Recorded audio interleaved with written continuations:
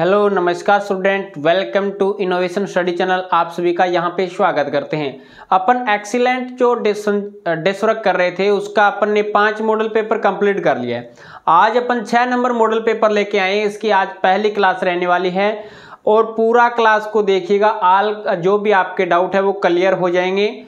और अगर आप चैनल पे नए हैं तो चैनल को सब्सक्राइब करें, पास में लगी बेल आइकन को दबाएं ताकि प्रत्येक क्लास का नोटिफिकेशन आपके पास में पहुंच जाए।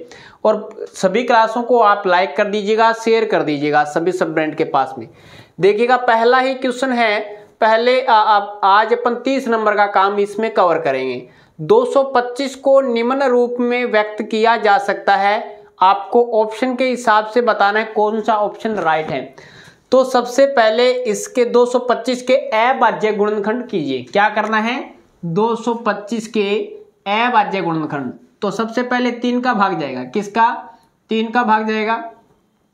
3 7 21, 1 बच गया, 3 5 15, 3 5 15 यानी 75 इसका भागफल आएगा। 3 का भाग फिर जाएगा तो 25 इसका भागफल आएगा। और फिर 5 का जाएगा तो 5 भागफल आएगा और 5 का जाएगा तो 1 भागफल आएगा। यानी हमारे पास में 3 की पावर 2 और 5 की पावर 2, 3 की पावर 2 और 5 की पावर 2 कौन सा ऑप्शन है? सी नंबर ऑप्शन है। क्या है? 5 की पावर 2 और सी की पावर 2 के रूप में इसको अपन लिख सकते हैं। आगे देखिएगा, ऐसे बहुपद जिनके शून्यक केवल -3 तथा 4 है की घात है। यानी एक बहुपद के हमें 2 शून्यक दिए गए, केवल और केवल, एक तो -3 है, एक 4 है, यानी केवल और केवल उनके 2 ही शून्यक हैं। तो इसकी घात कितनी हो सकती है? जिस भी बहुपद की जितनी घात होती है उतने ही उसके शून्यक होते हैं। जैसे इसके शून्यक 5 दिए जाते हैं, 1 2 3 4 5, तो इसकी घात भी 5 होगी। अगर शून्यक 1 है तो 1 घात का होगा। अगर इसके शून्यक 2 है तो 2 घात का होगा, 2 घात का होगा। यानी आपके पास में option number A is the right answer. चलिएगा नेक्स्ट 3 नंबर है रेखिक समीकरणों 3x बटे 2 प्लस में 5y बटे 3 बराबर 7 तथा 9x प्लस में 10y बराबर 10 का युग्म संगत है, असंगत है, संगत है, सिर्फ एक हल है, असंगत है, अनेक हल है, संगत है, अनेक हल है। आपको ऐसे बताना है। तो देखिएगा यहाँ पे क्या कंडीशन आएगी इसमें से। 3 बटा a1 का मान कितना है? 3 बटा 2। b1 का मान कितना है? 5 बटा 3। c1 का मान कितना है? -7। a2 का मान कितना है? 9। b2 का मान कितना है? 10। c2 का मान कितना है? -10। यहाँ पे वैल्यू रखते हैं। क्या करते हैं? a1 बटा a2, a1 बटा a2 3 बटा 2 बटा 9, 3 बटा 2 बटा 9, 3 ये चेंज हो जाएगा तो 3 बटा 2 गुणा 9 यही बनेगा क्या? a1 बटा a2। तो ये हमारे पास में आएगा 27 बटे 2, 27 बटे 2 आएगा। और यहाँ पे हो जाएगा a1 बटा अब निकालते हैं b1 बटा b2, b1 बटा b2 निकालेंगे तो ये है 5 बटा 3 और बटा 10। b2 का मान कितना है? 10 है। ये 10 ऊपर चला जाएगा तो 5 बटे 3 गुणा 10 ये हमारे पास में हो जाएगा 5 है 50, 50 बटे 3 जो कि बराबर नहीं है। यानी a1 बटा a2 नॉट इक्वल है b1 बटा b2, नॉट इक्वल है b1 बटा b2। तो ये तो हो जाएगा संगत हल। क्या होगा? संगत हल। और एक हल होगा, इसका रिजल्ट होगा संगत और एक ही हल होगा। तो आपके पास में इसका कौन सा ऑप्शन है? का युग्म है। यानी दोनों लाइनें एक दूसरे को क्रॉस करेगी, दोनों लाइनें एक दूसरे को क्रॉस करेगी। तो यहाँ पे आपका ये पहला ऑप्शन संगत दिया गया है, दूसरा ऑप्शन असंगत दिया गया है, तीसरा ऑप्शन दिया गया संगत है तथा सिर्फ एक हल है, ये संगत है तथा अनेक हल है। तो इसमें रिजल्ट तो है संगत है और एक दूसरे को एक ही बिंदु पे काट रही है तो केवल और केवल एक हल होगा। तो आपके पास में ऑप्शन नंबर सी हो जाएगा। संगत है तथा सिर्फ एक हल है, यानी एक दूसरे के ऊपर विद्यमान होती। अगर तीनों कंडीशन बराबर आ जाती तो हमारे पास में रिजल्ट बनता अनेक हल होंगे, संगत है और अनेक हल है। अब इसके बाद में चौथा देखिएगा, यदि द्विघात समीकरण 2x² प्लस में kx प्लस में 2 के मूल समान हो तो k का मान ज्ञात कीजिए। अगर इसमें मूल समान है तो डिस्क्रिमिनेट d का मान यानी हमारे पास में कितना होगा बताइएगा। तो b² माइनस में 4ac का मान हमेशा 0 के बराबर होगा यदि इसके मूल समान है। तो यहाँ से a का मान आएगा 2, b का मान आएगा k और c का मान आएगा 2। तो ये रख दीजिएगा इसमें 2 का स्क्वायर माइनस में 4 इंटू k इंटू k नहीं, a का मान तो 2 है, a का मान तो 2 है और b का मान k है, k रखना है यहाँ पे।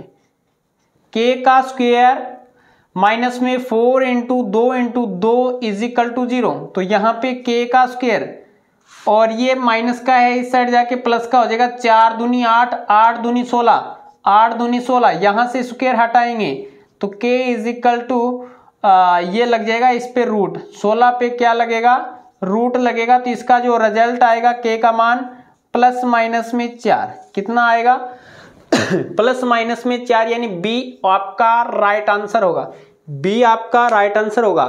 AP 5, 9, 13, 185 में कितने पद हैं?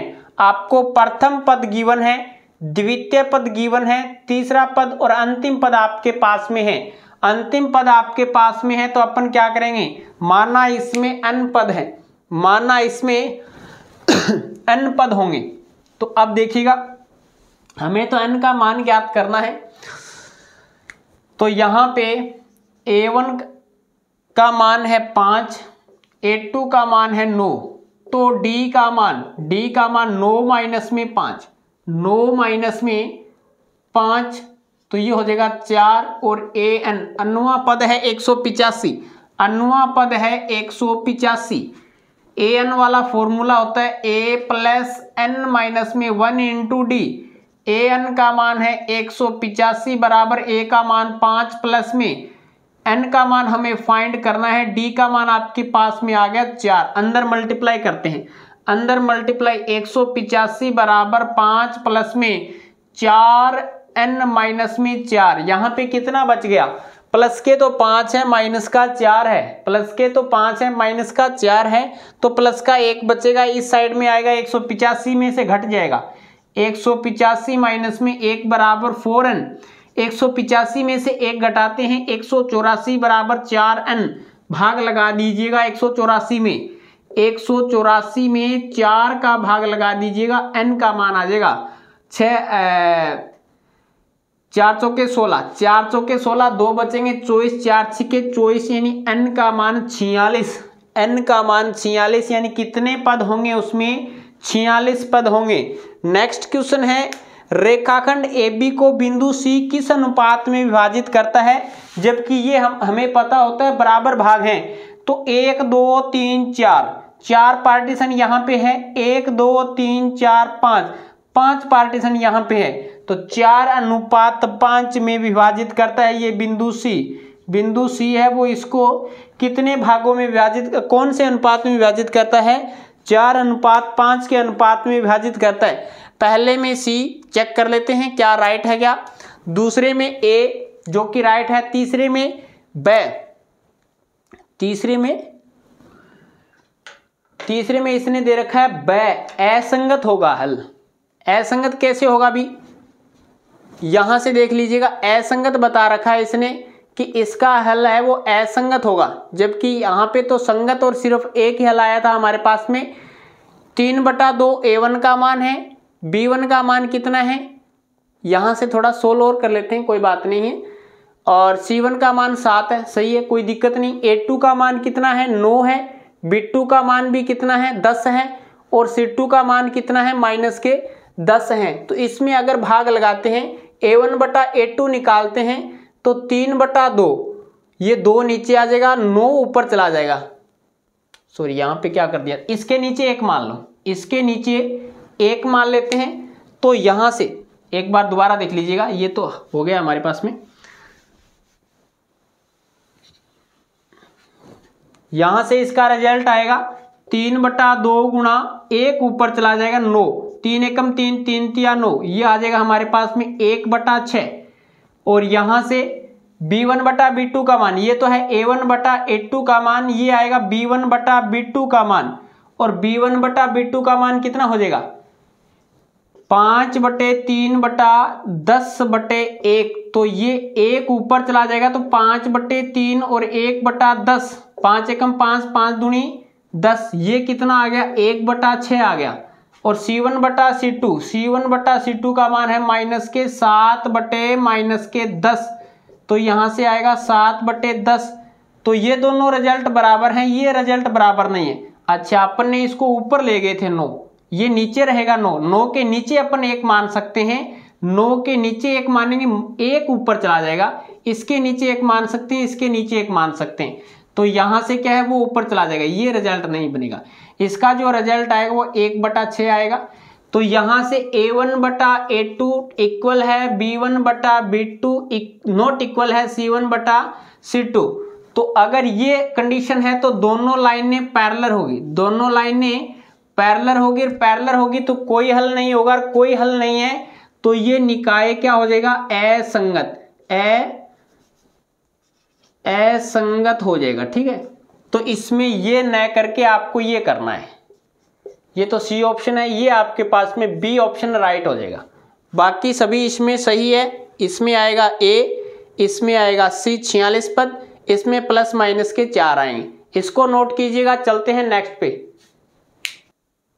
अब देखिएगा स्टूडेंट, नेक्स्ट क्वेश्चन है आपका कि उस बिंदु के निर्देशांक जो बिंदु -3,5 का x पे प्रक्षेप होता है, छाया बनना। जैसे अपन यहाँ पे खड़े हैं तो मेरी छाया इस तरफ बन रही है, तो मेरा ये प्रक्षेप है। जैसे कोई खंबा खड़ा है, खंबे की छाया सूरज के विपरीत बनती है, इस साइड में सूरज होता है तो इसके विपरीत बनती है, वो होता है उसका प्रक्षेप।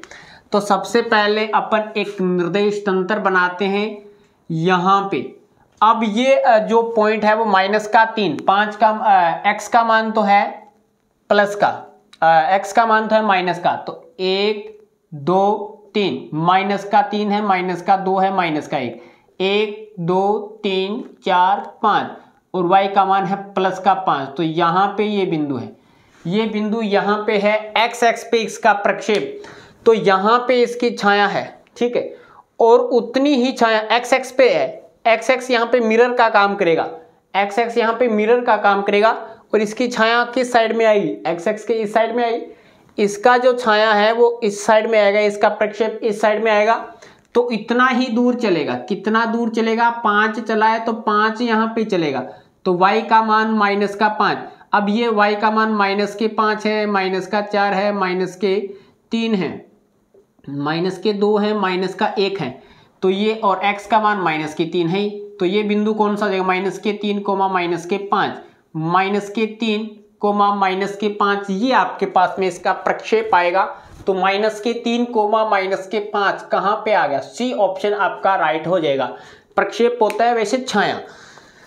अब थीटा का ऐसा मान जिसके लिए साइन 44 डिग्री प्लस में theta is equal to cos 30 degree. अब कोस 30 डिग्री का मान कितना होता है, कोस 30 डिग्री का मान होता है √3/2, और ये साइन की टर्म में किसका मान होता है, साइन की टर्म में किसका मान होता है 60 का मान होता है। तो अपन यहाँ पे थीटा का मान क्या रखें कि ये 44 में ऐड होके 60 बन जाए, तो हमने कितना रख दिया 16 डिग्री रख दिया। 44 + 16 कितना होगा, साइन 60 का मान कोस 30 के मान के बराबर होता है। तो इसमें हमें कितना जोड़ना पड़ेगा, कितना 16 डिग्री जोड़ना पड़ेगा, ताकि ये 44 + 16 60 बन जाता है। अब नेक्स्ट क्वेश्चन है 9 नंबर है कि यदि साइन थीटा माइनस में कोस थीटा बराबर 0 है, तब साइन की 4 थीटा प्लस में कोस की 4 थीटा का मान बताइए। ये बढ़िया क्वेश्चन है। अब आपको जो कंडीशन गिवन है वहां से एक मैं रिजल्ट निकालूंगा कि आपको दिया गया है साइन थीटा माइनस में कोस थीटा बराबर 0, तो ये होता है साइन थीटा, ये इस साइड में जाएगा तो बराबर आ जाएगा कोस थीटा, साइन थीटा बराबर कोस थीटा। और ये कौन सी कंडीशन में आता है मेरे को बताएं, ये कौन सी कंडीशन में आता है, ओनली फॉर साइन 45 और कोस 45 का मान बराबर होता है। तो यहां से थीटा बराबर आएगा 45 डिग्री, थीटा बराबर आएगा 45 डिग्री। हमें क्या लेके आना है, साइन की पावर 4 थीटा, यानी हमें तो साइन की पावर 4 थीटा का मान है 45 डिग्री, प्लस में कोस की पावर 4 थीटा, कोस की पावर 4 45 डिग्री, साइन 45 डिग्री का मान होता है 1/√2 का पावर 4 करना है।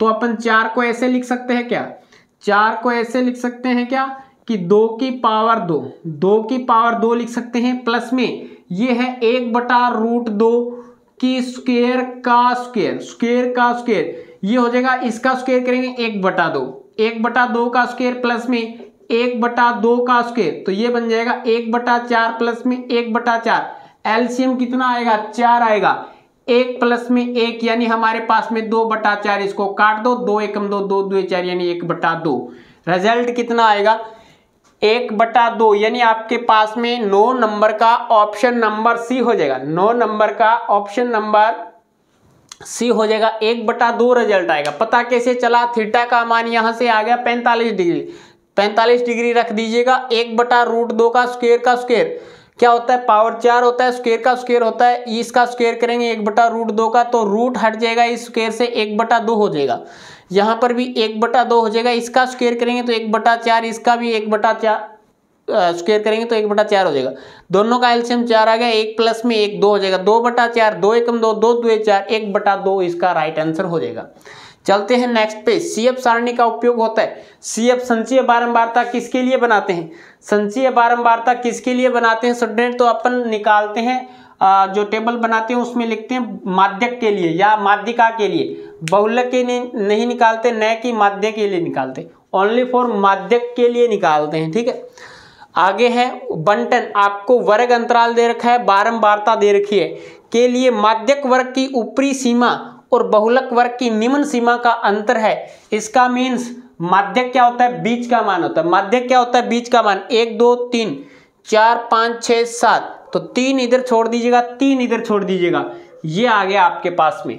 और बहुलक वर्ग की निम्न सीमा, बहुलक क्या होता है, सबसे ज्यादा फ्रीक्वेंसी किसकी है, 20 की, 20 की निम्न सीमा कौन सी है, 125, और माध्यक वर्ग की ऊपरी सीमा कितनी है, 145 के बीच का वर्ग, 145 में से 125 को घटाते हैं कितना आता है, 20 आता है, कितना आता है 20, तो इसका जो अंतर आएगा वो कितना आएगा 20, यानी सी आपके पास में राइट आंसर हो जाएगा।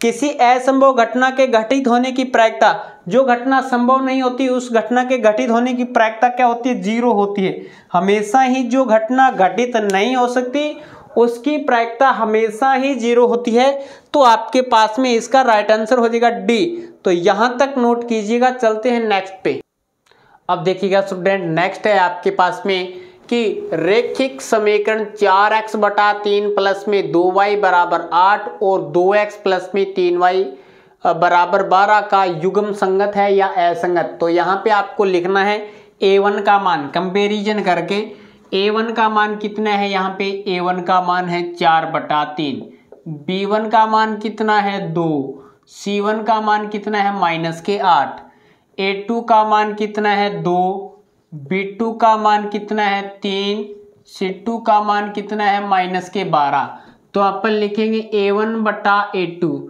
a1/a2 यानी 4/3/2, इसके नीचे 1 मान सकते हैं, ये ऊपर जाके ये बनेगा 4/3 गुणा 1/2, 2 एकम 2, 2 2 4, हमारे पास में आएगा 2/3 आएगा, यहाँ से b1/b2, b1 ये आएगा b2, ठीक है, b1 का मान है 2/3, c1/c2 का मान कितना है -8/12, माइनस से माइनस, 4 एकम 4 दूनी 8 और 4 तिये 12, कितना आ गया अभी, इसका मान हमारे पास में 4 दूनी 8 और 4 तिये 12, हमारे पास में माइनस से माइनस कटेगा 2/3, तो ये रिजल्ट क्या आएगा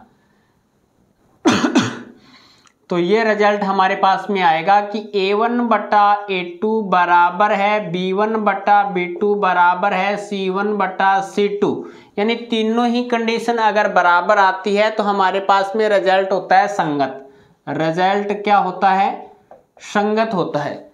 और अब देखते हैं नेक्स्ट पे कि यदि किसी एपी का सामान्य पद 3n प्लस में 5, 3n प्लस में 5 हो तो इसका शारवय अंतर क्या होगा, शारवय अंतर d का मान बताना है, किसका मान बताना है, डी का मान। सामान्य पद हमारे पास में, जैसे कि अपन लिखें कोई पद होता है उसके साथ में, जैसे मैंने यहाँ पे लिखा अन्नुआ पद है पांचवा पद लिखूं मैं, किसी समांतर श्रेणी का पांचवा पद A5 होता है, इसको क्या लिखेंगे, A प्लस में 4D, A प्लस में 4D लिखेंगे। तो यहाँ पे पांचवा पद है तो वो यहाँ पे 4 आता है, पांचवा पद है वो क्या है, 4 आता है। सपोज करो किसी समांतर श्रेणी का ये पद है, ये तो आपके पास में क्या आएगा, A आएगा, A1 का मान है। मैंने यहाँ लिखा AN प्लस में 1वां पद है, AN प्लस में 1वां पद है, तो इसको एक कम करके लिखना है, आपको एक कम करके लिखना है। तो यहाँ पे आपने क्या लिख दिया, 5 प्लस में n माइनस में 1, एक कम किया इसमें से, तो ये आएगा ND। D का मान कितना दे रखा है, 3, यहाँ पे 3n दे रखा है ना, अरे 3n दे रखा है, इससे कंपेरिजन कर लो आप। यहाँ से D का मान कितना आएगा, D का मान कितना आएगा, 3, तो सार्वयंतर D का मान आपके पास में हो जाएगा 3 हो जाएगा। इसी प्रकार से 6 सेंटीमीटर त्रिज्या का एक वृत्त खींचिए, केंद्र से 10 सेंटीमीटर दूरी की स्थिति पे कोई बिंदु P लेके वृत्त पर स्पर्श रेखाओं की लंबाई मापिए। स्पर्श रेखाओं की आपको लंबाई मापनी है। तो इसी प्रकार से एक आपको सर्कल ड्रॉ करना है, सर्कल पे टेंजेंट ड्रॉ करना है। सबसे पहले प्रकार को 6 सेंटीमीटर ओपन करके एक वृत्त बनाइए, वृत्त के केंद्र से 10 सेंटीमीटर की दूरी पे कोई बिंदु P लीजिएगा, इस रेखा का समद्वि भाजन कीजिएगा। समद्वि भाजन करने के बाद में एक डैश डैश से एक वृत्त खींचोगे, जहां पे ये वृत्त इसको टच कर रहा है उनको बिंदु P से मिला दो। ये बिंदु R होगा, ये बिंदु S होगा, ये आपके पास में 6 सेंटीमीटर है, ये 10 सेंटीमीटर है, इसको फाइंड करना है। इसने आपको मान लिया x जो भी है सेंटीमीटर में है, x सेंटीमीटर में है। अब ये पाइथागोरस यहाँ पे 90 डिग्री का एंगल बनेगा, तो PQO, O ये सेंटर है हमारे पास में, त्रिभुज PQO एक समकोण त्रिभुज बनेगा। समकोण त्रिभुज में पाइथागोरस प्रमेय लागू होती है। उसमें क्या होता है, कर्ण का स्क्वायर करना, कर्ण का स्क्वायर इज इक्वल टू आधार का स्क्वायर प्लस में लंब का स्क्वायर। लेकिन स्टूडेंट यहाँ से देखेंगे कर्ण क्या होता है, 90 डिग्री के सामने वाली भुजा, सबसे बड़ी भुजा, तो यहाँ पे 90 डिग्री R पे बन रहा है एंगल, PQ कर दिया क्या, PR कर दो, PRO, ठीक है।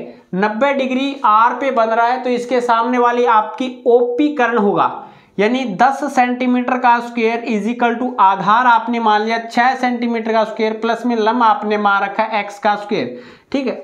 हमें क्या निकालना है, x की स्क्वायर का मान निकालना है। 10 का स्क्वायर 100 माइनस में 6 का स्क्वायर 36 इज इक्वल टू 64।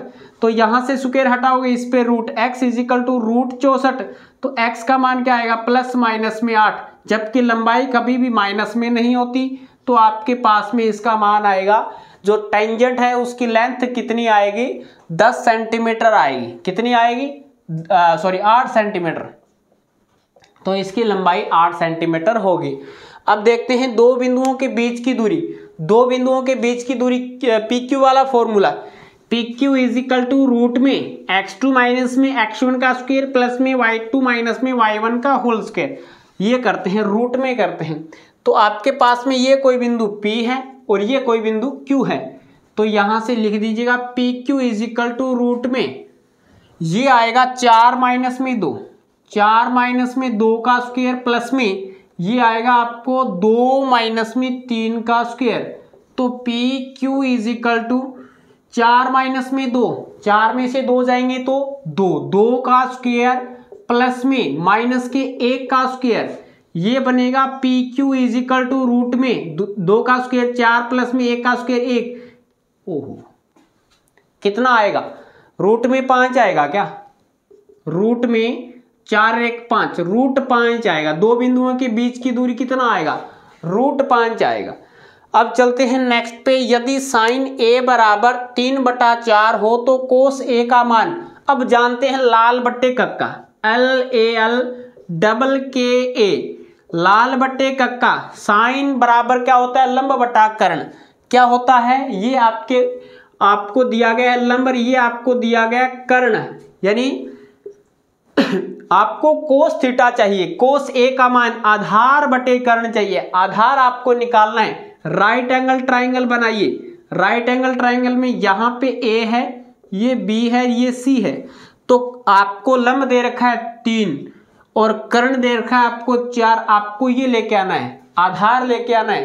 तो आधार लेके आओगे तो अपन क्या करेंगे, कर्ण का स्क्वायर, 4 का स्क्वायर माइनस में 3 का स्क्वायर, 4 का स्क्वायर कितना होता है 16, 16 माइनस में 3 का स्क्वायर 9, घटाएंगे कितना आएगा 7 आएगा, जबकि हमें x का स्क्वायर का मान आया 7, हमें तो लेके आना है x का मान, तो यहां से स्क्वायर हटाएंगे, इस पे रूट लग जाएगा, यानी रूट लग जाएगा। आधार आपके पास में कितना आएगा, √7 आएगा। हमें कोस थीटा चाहिए, कोस ए चाहिए, तो आधार बटे कर्ण, आधार का मान कितना है √7, आधार का मान कितना निकाला √7 बटे कर्ण का मान कितना है 4, तो ये आपके पास में आएगा √7 बटे 4। ये छठा है इसका दूसरे का 2, 3, 4, 5, 6 की माध्यिका। माध्यिका निकालने के लिए सबसे पहले उसको क्रम में लिखते हैं, सबसे पहले 2, 3, 4, 5, 6 दिया गया है, क्रम से ही दिया गया है, ठीक है। अब अपन क्या करते हैं, इसमें नंबर काउंट करते हैं, कितना है, n का मान 5 है, जो कि क्या है विषम है, जो कि विषम है, इसलिए n प्लस में 1/2 वां पद, यानी n कितना है 5 प्लस में 1 6/2, यानी 3 वां पद, और 3 वां पद कौन सा हो जाएगा, चेक कर लो, 3 वां पद देख लो, ये बीच वाला 4, 3 वां पद कौन सा होगा 4, तो इसकी माध्यिका कितनी हो जाएगी 4 हो जाएगी। चलते हैं तीसरे क्वेश्चन पे, दूसरा क्वेश्चन फिनिश हो गया, दूसरा क्वेश्चन फिनिश हो गया। तीसरा क्वेश्चन देखते हैं, 1176 को इसके अभाज्य गुणनखंड के रूप में लिखना है, इसके फैक्टराइजेशन करने हैं, फैक्टर करने अभाज्य गुणनखंड बेटा करने। सबसे पहले किसका भाग जाता है वो उस तरीके से आपको अच्छे से करना होगा। अब देखिएगा 1176 है, कितना है 1176 है, भाग जाएगा 2 का, फैक्टराइजेशन करते हैं, 2 का भाग जाएगा। सबसे पहले इकाई का अंक देखते हैं 6, इकाई का अंक सम है तो इसमें 2 का भाग जाएगा पूरा, 5 दूनी 10, 1 बच गया 17, 8 दूनी 16, 1 बच गया 8 दूनी 16, ठीक है। 2 का फिर चला जाएगा, 2 दुए 4, 1 बचेगा 18, 9 दूनी 18, 4 दूनी 8, फिर 2 का चला जाएगा, ये आएगा 2 एकम 2, 4 दूनी 8, 7 दूनी 14, और ये 147, 10 और 11 147 में किसका जाएगा 7 का चले जाएगा, 7 दूनी 14, 7 एकम 7, ठीक है।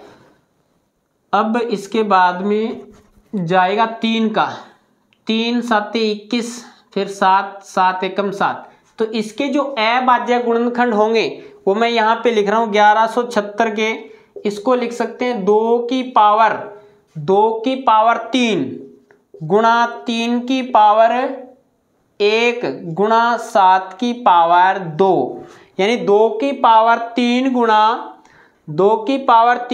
3 की पावर 1 गुणा 7 की पावर 2 इसके अभाज्य गुणनखंड हो जाएंगे। द्विघात बहुपद में शून्यकों का गुणनफल, अपन जानते हैं शून्यकों का गुणनफल alpha dot beta is equal to क्या होता है C/A होता है। तो यहाँ A का मान 5 है, B का मान -8 है, लेकिन C का मान यहाँ पे कांस्टेंट वैल्यू कोई दिखाई दे रही है आपको 0 है। तो अपन क्या करेंगे अल्फा डॉट बीटा, शून्यकों का गुणनफल पूछा है इसने तो गुणा कर दो, यानी C का मान 0/5, और किसी नंबर में अगर ऊपर 0 आ जाता है तो उसका मान हमेशा ही क्या होता है 0 होता है। अगर नीचे 0 आता है तो वो इनफाइनाइट होता है, अपरिभाषित होता है। तो इसका जो आंसर आएगा इनका शून्यकों का गुणनफल 0 आ जाएगा। नेक्स्ट देखिएगा द्विघात बहुपद x² माइनस में 2x माइनस में 8 के शून्यक ज्ञात करो। इस द्विघात बहुपद के शून्यक हमें ज्ञात करने हैं गाइज।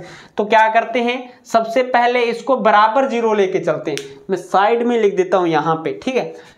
तो इसके अभाज्य गुणनखंड हो रहे हैं तो अभाज्य गुणनखंड करते हैं, या फिर अपन जैसे कि x² माइनस में 2x माइनस में 8 बराबर 0, ऐसी दो संख्या लेके आइएगा जिसका मल्टीप्लाई -8 बन जाए। 8x की स्क्वायर जोड़ने और घटाने पे माइनस के 2 बन जाए तो अपन लिखेंगे x की स्क्वायर माइनस में 4x प्लस में 2x माइनस में 8 बराबर 0। पहले दो नंबर में से x कॉमन आ रहा है, x माइनस में 4 प्लस 2 कॉमन आ गया, x माइनस में 4 बराबर 0।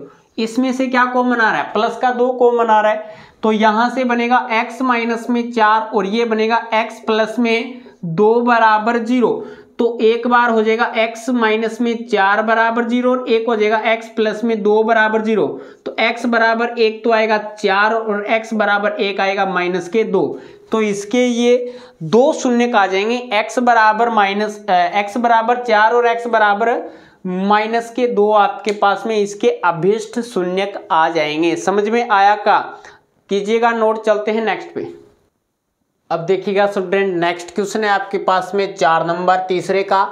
समीकरण निकाय 2x प्लस में 4y माइनस में 7 बराबर 0 तथा 3x प्लस में 6y माइनस में 10 बराबर 0 की प्रकृति ज्ञात कीजिए। संगत है, असंगत है, कितने हल होंगे?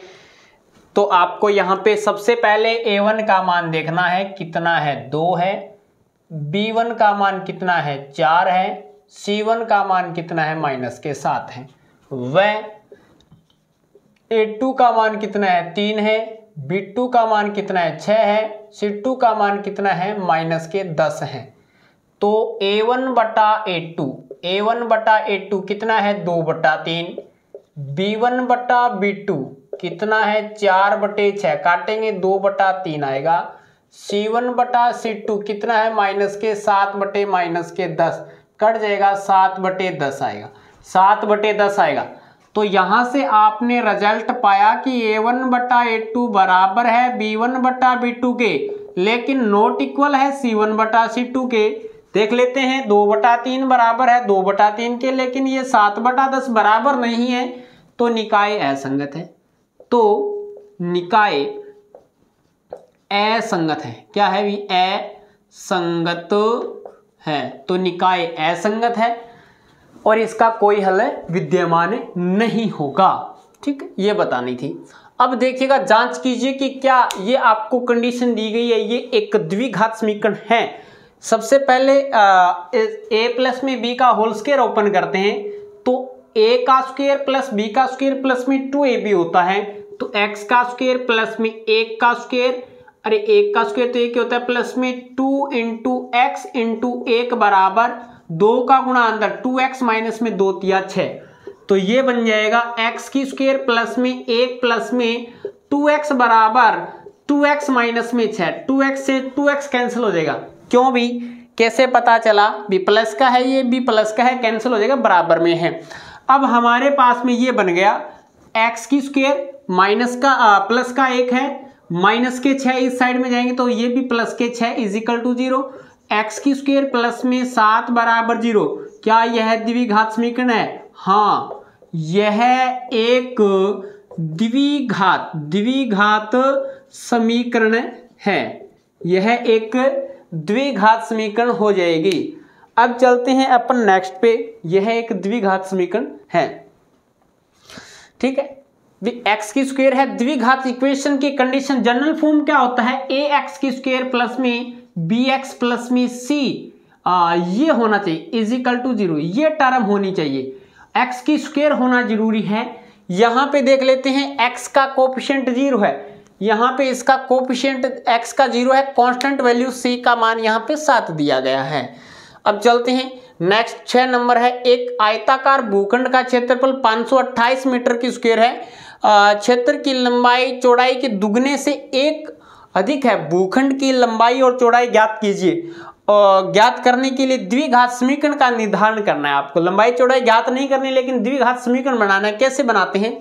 सबसे पहले इसने दिया गया है कि जो लंबाई है वो चौड़ाई के दुगने से 1 अधिक है। तो सबसे पहले क्या मानेंगे अपन? मानेंगे सबसे पहले कि आयत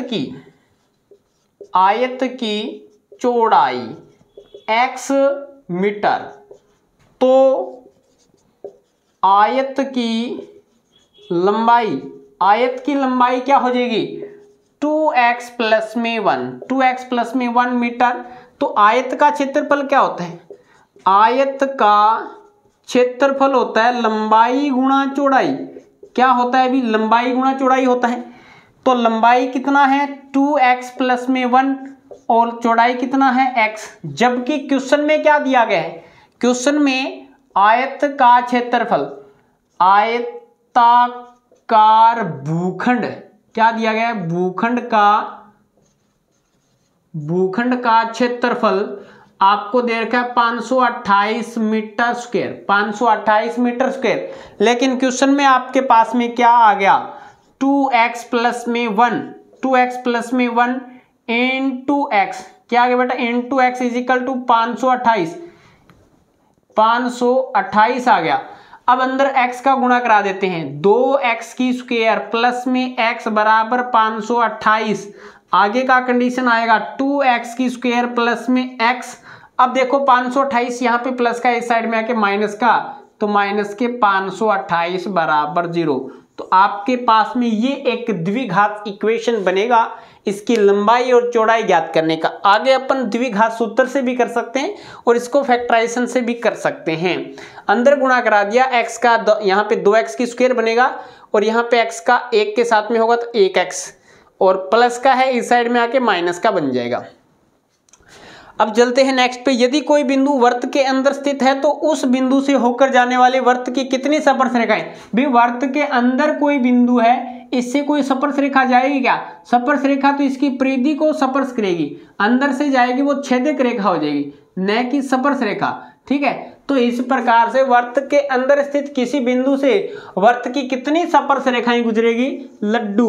कितनी गुजरेगी? भी लड्डू, यानी 0 स्पर्श रेखाएं गुजरती है। अब देखते हैं नेक्स्ट है, बिंदुओं 2, 3, 4, 1 को मिलाने वाली रेखा का मध्य बिंदु के निर्देशांक। मध्य बिंदु के निर्देशांक देखिए मान होता है x1 प्लस में x2 बटा 2, y1 प्लस में y2 बटे 2। ये फॉर्मूला होता है मध्य बिंदु के निर्देशांक ज्ञात करने का। तो यहां से कर दीजिएगा 2 प्लस में 4, x1 प्लस में x2, x1 का मान 2 है और x2 का मान 4 है। 2 प्लस में 4 बटे 2, 3 प्लस में 1 बटे 2। तो मध्य बिंदु के निर्देशांक हो जाएंगे 2 और 4 6, 6 बटे 2, 6 बटे 2, 3 और 1 4, 4 बटे 2। तो मध्य बिंदु के निर्देशांक हो जाएंगे 6 बटे 2 3, और ये हो जाएगा 4 बटे 2 यानी 2। तो मध्य बिंदु के निर्देशांक आपके पास में आएंगे 3,2। तो यहां तक का लीजिएगा स्क्रीनशॉट। अब अपन चलते हैं नेक्स्ट पे। अब देखिएगा स्टूडेंट, नेक्स्ट क्वेश्चन है आपके पास में 9 नंबर के, sine 60 degree cos 30 degree plus में साइन 30 डिग्री कोस 60 डिग्री का मान निकालिए। ये क्वेश्चन है वो ट्रिग्नोमेट्री से दिया गया है। तो अपन वैल्यूज हमें पता होना चाहिए। साइन 60 का मान होता है √3/2 गुणा कोस 30 का मान होता है √3/2 प्लस में साइन 30 का मान 1/2 और कोस 60 का मान होता है 1/2। तो इनका गुणा ऊपर वाले नंबर का ऊपर गुणा करेंगे, √3 का गुणा √3 के साथ में 3, 2 का गुणा नीचे वाले 2 के साथ में 4 प्लस में 1 एकम 1/2 दुए 4, 2 का गुणा 2 के साथ में कितना होगा? 4 होगा। अब ये आएगा आपके पास में 3/4 प्लस में 1/4। तो ये कितना बनेगा? 4 इनका एलसीएम आएगा 3 प्लस में 1, ये रिजल्ट बन जाएगा 4/4 यानी 1 क्या आएगा? इसका आंसर आएगा 1 आंसर आएगा। यदि sec 4a is equal to cosec a minus में 20 डिग्री, जहां 4a एक न्यून कोण है तो a का मान ज्ञात कीजिए। अब अपन को क्या करना है? a की वैल्यूज निकालनी, a का मान निकालना है। तो इसको अपन कोसेक में कन्वर्ट कर लेते हैं। तो मैं इसको अगर ये लिखूं कोसेक 90 माइनस में 90 डिग्री माइनस में थीटा का मान कितना है? 4a इज इक्वल टू ये कितना दिया गया? कोसेक a माइनस में 20 डिग्री। तो कोसेक से कोसेक कैंसिल हो जाएगा, cosec 90 minus theta, sec theta लिख सकते हैं वापिस। तो ये हो जाएगा 90 डिग्री माइनस में 4a is equal to a minus में 20 डिग्री, a माइनस में 20 डिग्री। तो ये 4a और a इस साइड में आ जाएगा। तो ये रिजल्ट आएगा माइनस के 4a और माइनस का a। प्लस का ए है वो इस साइड में आके माइनस का बनेगा और ये बनेगा माइनस के 20 डिग्री, माइनस के 20 डिग्री है और ये प्लस के 90 डिग्री है। इक्वल से दूसरी साइड आएंगे, ये भी माइनस के 90 बन जाएंगे, माइनस के 90 डिग्री। तो ये बनेगा माइनस के 5 4 और 1 5 ए बराबर माइनस के 110 डिग्री। माइनस से माइनस कटेगा, ए का मान कितना आएगा 110 डिग्री बटे 5, 22 पंजे 110, 22 पंजे 110। ए डिग्री का मान कितना आएगा, ए का मान कितना आएगा 22 डिग्री आएगा। अगला क्वेश्चन 11 नंबर क्वेश्चन है। आपको प्रतिदिन व्यय दिया गया, परिवारों की संख्या दी गई है। किसी गांव में एक ढानी के 25 परिवार हैं। कितने हैं, एक गांव। क्वेश्चन इस प्रकार से है, एक गांव की ढानी के 25 परिवारों का प्रतिदिन व्यय निम्न प्रकार आपको बंटन दिया गया है। आपको इन परिवारों का माध्य व्यय ज्ञात करना है। क्या ज्ञात करना है, माध्य व्यय ज्ञात करना है। तो आपको ये अंतराल दिया गया है, ये परिवारों की संख्या fi दी गई है। xi क्या होता है, बीच का मान होता है। xi बीच का मान होता है। तो 25 और 35 का 30, ये 40, ये 50, ये 60 और ये आ जाएगा 70। अब यहाँ पे fi xi निकालते हैं, गुणा करते हैं तो ये हो जाएगा 30 या 90, 7 चौके 28, 280, 7 चौके 28, 6 पंजे 30, 300, 6 छिके 36, 360, 7 21, 210, 210 हो जाएंगे। 210 इसमें ऐड करेंगे 300, 300 और 300 600, 600 और 300 900, 900 और 300 1200, 1200 और 40, यहाँ से 60 है, यहाँ पे 80 है तो 20 इसको दे दिया, ये 300 बन जाता है, 40 यहाँ पे बच जाता है तो 1240। तो सिग्मा fi xi का मान आएगा 1240। और परिवारों की संख्या कितनी है, सिग्मा fi का मान कितने हैं, 25 परिवार हैं। तो माध्य निकालने का formula x bar is equal to होता है sigma fi xi divide by sigma fi x bar का 1240 डिवाइड बाई 25, इसको 25 से काट देंगे, 25 पंजे 125 ज्यादा हो जाएंगे, 25 चौके 100, कितना बचेगा 24, 240, 25 8 225 निमा 225, 25 निमा 225 बचेगा। तो यहाँ पे 15 बचेगा, कितना बचेगा 15 बचेगा क्या, 40 25 हाँ ठीक है, 25 छिके 150। तो कितना आएगा इसका जो समांतर माध्य 49.6 हमारे पास में इसका समांतर माध्य आ जाएगा, 49.6 या 49.60 रुपए आ जाएगा। कितना आएगा, रुपए। अब देखते हैं आगे वाला क्वेश्चन कि किसी प्रयोग की सभी प्रारंभिक घटनाओं की प्रायिकताओं का योग कितना होता है। योग कितना होता है, तो हमेशा ही इसका योग कितना होता है, 1 होता है। सभी प्रारंभिक, किसी घटना के घटित होने की प्रायिकता, किसी घटना उसी घटना के घटित नहीं होने की प्रायिकता, सभी का सम कितना होता है, 1 होता है। तो आपके पास में इसका जो राइट आंसर आएगा वो 1 आएगा। तो आज की क्लास में अपन ने 30 नंबर का काम कंप्लीट किया है। क्लास कैसी लगी कमेंट बॉक्स में जरूर बताएं, अच्छी लगी हो तो लाइक और शेयर कर दीजिएगा। अगर आपको कोई भी क्वेश्चन में दिक्कत आता है तो आप कमेंट बॉक्स में लिख सकते हैं या हमारे व्हाट्सएप नंबर पे आ जाइएगा। आज की क्लास में इतना ही, नेक्स्ट क्लास में मिलेंगे कुछ नए के साथ। जय हिंद, जय भारत।